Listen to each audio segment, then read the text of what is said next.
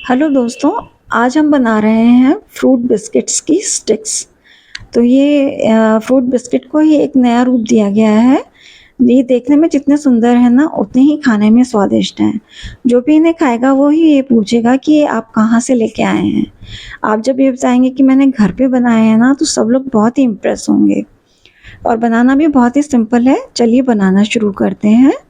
तो सबसे पहले हम लेंगे एक बोल, और इस बोल में हम डाल देते हैं 55 ग्राम सॉल्टेड बटर। बटर जो है बहुत ज़्यादा ठंडा भी नहीं होना चाहिए और बिल्कुल मेल्टेड भी नहीं होना चाहिए। इतना हो कि हम इसके अंदर उंगली लगाएं तो वह दब जाए, लेकिन हमारी उंगली पर लग के ना आए। तो अब हम इसको थोड़ा सा ना फेंट लेते हैं। तो फेंटने से क्या होगा, बटर जो है वो थोड़ा मेल्ट हो जाएगा। देखिए अब ये इस तरह की कंसिस्टेंसी का हो गया है। तो अब हम इसमें डालेंगे चीनी।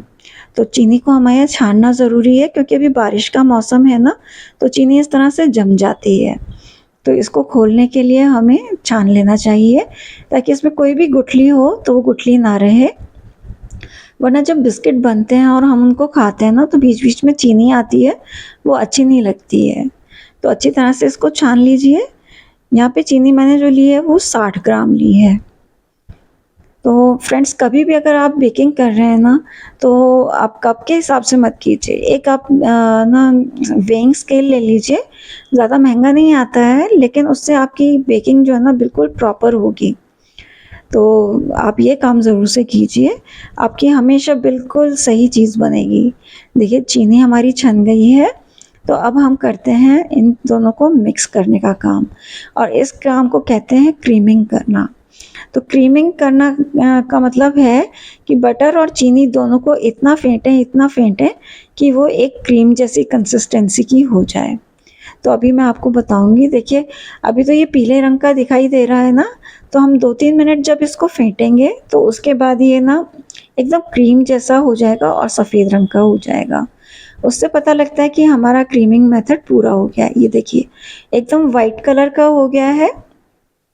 और जब हम इसको विस्कर में उठाएंगे ना, तो ये नीचे गिरेगा नहीं। तो इसमें इतनी एयर आ गई है कि अब ये गिर नहीं सकता है। लेकिन अभी भी इसमें थोड़ा मुझे दाना दिखाई दे रहा है, तो मैं 1 मिनट के लिए और इसे फेंट लेती हूँ। तो उससे क्या होगा कि बिल्कुल क्रीम जैसी कंसिस्टेंसी हो जाएगी और चीनी का बिल्कुल भी दाना नहीं रहेगा। तो देखिए अब आप देख पा रहे होंगे एकदम क्रीम जैसा हो गया है ये। तो बस अब हमें इतना ही करना है इस प्रोसेस को। अब हम लेंगे एक छलनी और उसमें डाल देंगे 100 ग्राम मैदा, और इसमें 30 ग्राम कस्टर्ड पाउडर डालेंगे, और 1/4 टीस्पून डाल देंगे बेकिंग पाउडर। और अब हम इन तीनों चीज़ों को मिलाकर छान लेंगे।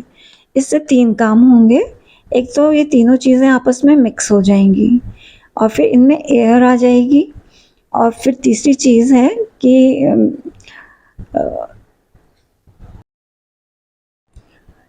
इसमें अगर कोई भी इम्प्योरिटी होगी ना, वो भी निकल जाएगी। तो बस इस तरीके से आप छान लीजिए सब चीज़ों को। अब हम करते हैं इसकी मिक्सिंग। तो आराम आराम से आप कीजिए, क्योंकि अभी क्या है कि ये सब पाउडर फॉर्म में है ना, तो अगर आपने जल्दी जल्दी किया तो सब जगह फैल जाएगा। आराम से आप इसे मिक्स कीजिए, 1 मिनट का समय लगेगा। तो देखिए अब ये एकदम सैंडी टेक्सचर का हो गया है। अब मैं ना इसमें पाइनएप्पल एसेंस डालना भूल गई थी, जो कि इन बिस्किट्स की जान है। तो अब मैं इसमें मिला रही हूँ आधा चम्मच। हमने इसमें बेकिंग पाइनएप्पल एसेंस मिला दिया है, और इसको अच्छी तरह से मिक्स कर लेंगे।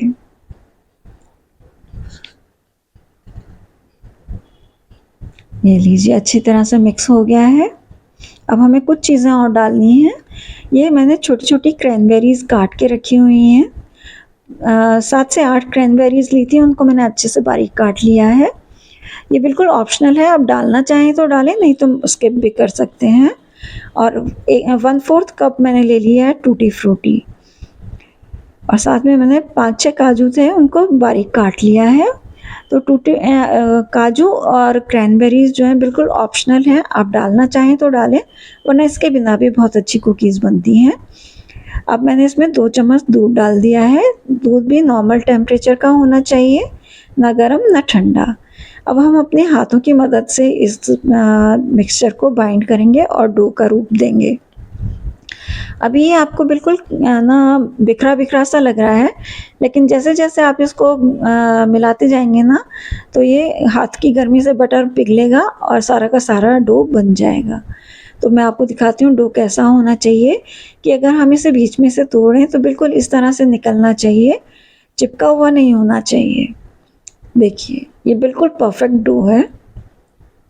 अब हम इस डो को रेस्ट करने के लिए रखेंगे। तो रेस्ट करने के लिए हम इसमें को एक बोल के अंदर रख देते हैं।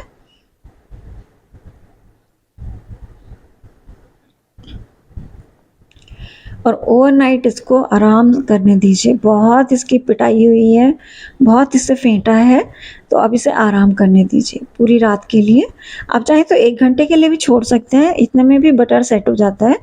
लेकिन क्या होता है कि पूरी रात जब ये साथ में रहते हैं ना, तो इनकी दोस्ती अच्छी सी हो जाती है और सबका स्वाद ना एक दूसरे में घुल-मिल जाता है। तो फिर कुकीज़ का ना टेस्ट भी बहुत अच्छा आता है। तो अब हम इसको रोल करते हैं। तो मैं रोलिंग पिन से रोल कर रही हूँ। आप घर के बेलन से भी आराम से रोल कर सकते हैं, कोई दिक्कत नहीं आएगी।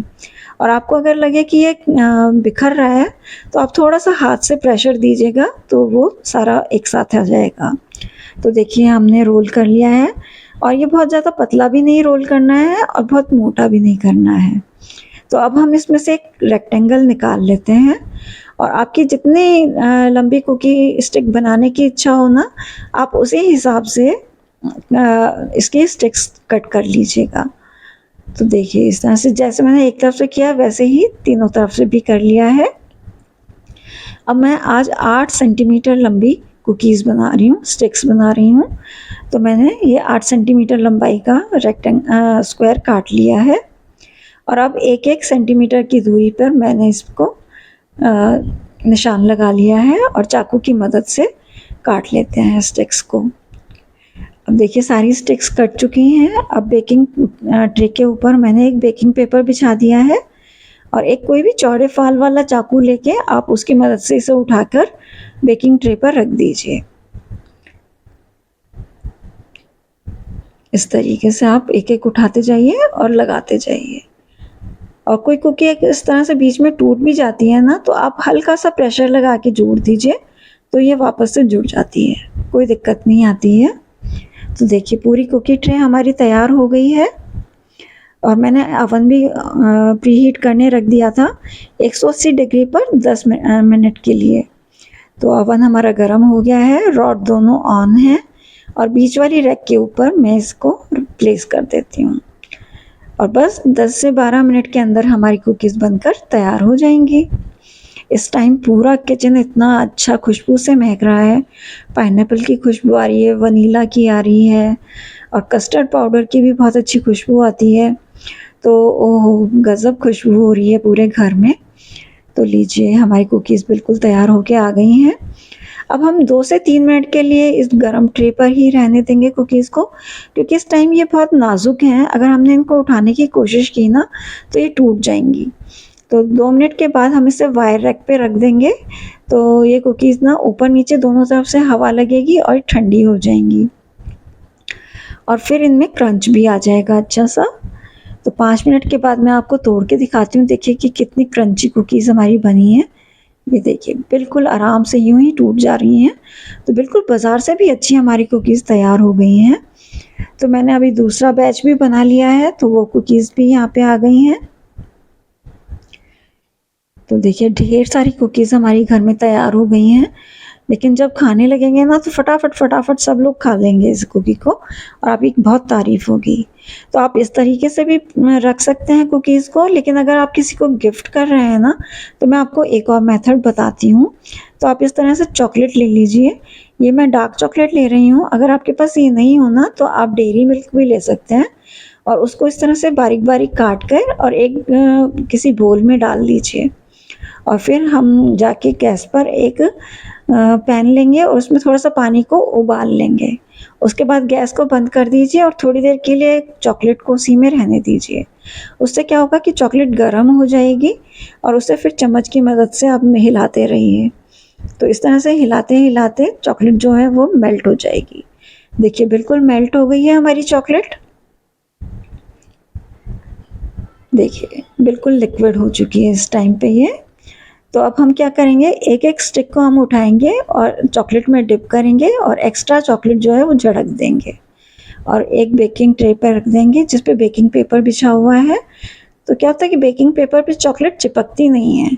और ये मेरे पास थोड़े स्प्रिंकलर रखे हुए थे, तो ये मैं इस पे छिड़क देती हूँ। तो देखिए उससे बहुत ही खूबसूरत सी कुकी तैयार हो जाती है। तो इसी तरीके से हम अपनी सभी कुकीज़ को तैयार कर लेते हैं।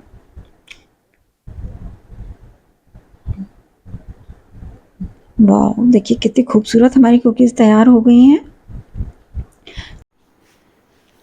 अब इसी तरह से सारी कुकीज़ को तैयार कर कर अब हम थोड़ी देर के लिए फ्रिज में रख देंगे इस ट्रे को, ताकि ना सारे चॉकलेट सेट हो जाए और फिर हम इन्हें किसी भी दूसरे बॉक्स के अंदर प्लेस कर लेंगे।